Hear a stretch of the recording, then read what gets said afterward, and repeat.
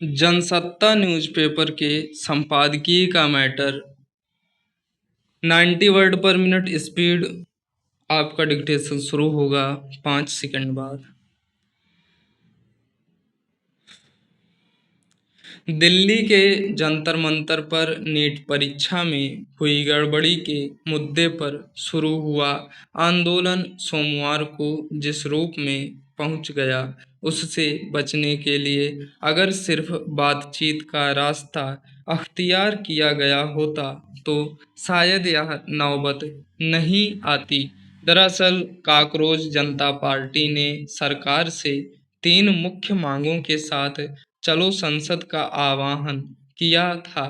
वह बड़ी संख्या जमा हुए युवाओं को रोकने के लिए पुलिस और सुरक्षा बलों ने आंसू गैस के गोले दागे, बल प्रयोग किया, जिसमें कई युवाओं के घायल होने की खबर आई।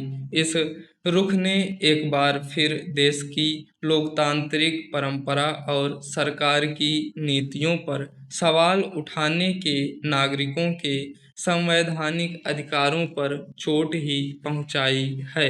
संभव है कि इस तरह की सख्ती के जरिए आंदोलनकारियों की आवाज़ को फिलहाल शांत कर दिया जाए, लेकिन क्या इससे वे सवाल खत्म हो जाएंगे जिन्हें लेकर युवाओं के सामने सड़क पर उतरने की नौबत आई?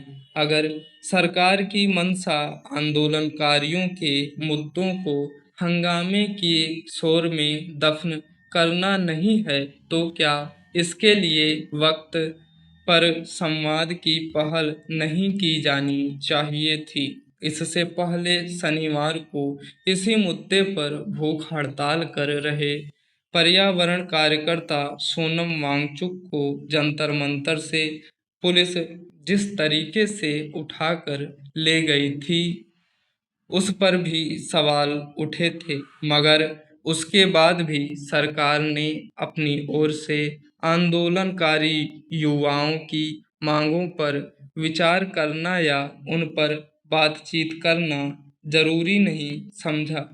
चलो संसद के आह्वान के बाद एक तरह से पहले से ही सब कुछ बिल्कुल स्पष्ट था कि सोमवार को जंतर मंतर पर होने वाला प्रदर्शन ज़्यादा जटिल स्वरूप भी अख्तियार कर सकता है।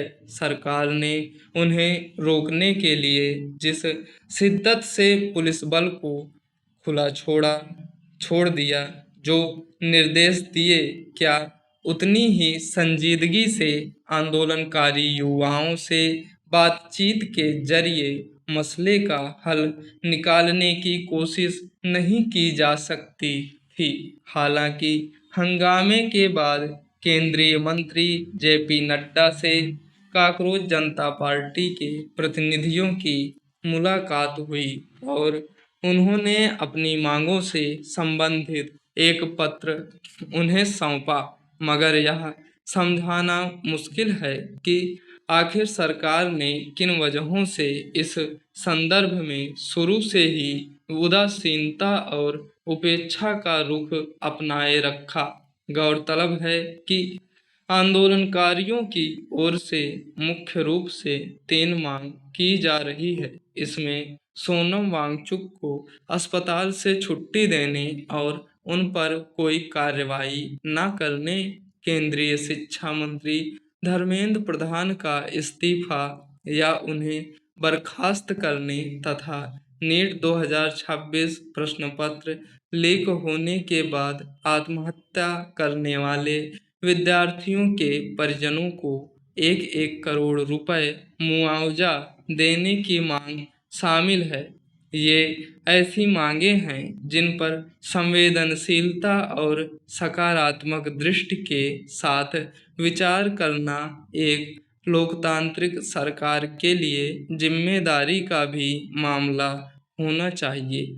विडंबना यह है कि जब शांतिपूर्ण आंदोलन का दायरा फैलने लगा और उसके सवाल तूल पकड़ने लगे, तब भी सरकार को इस समूचे मुद्दे पर परिपक्व प्रतिक्रिया देना जरूरी नहीं लगा।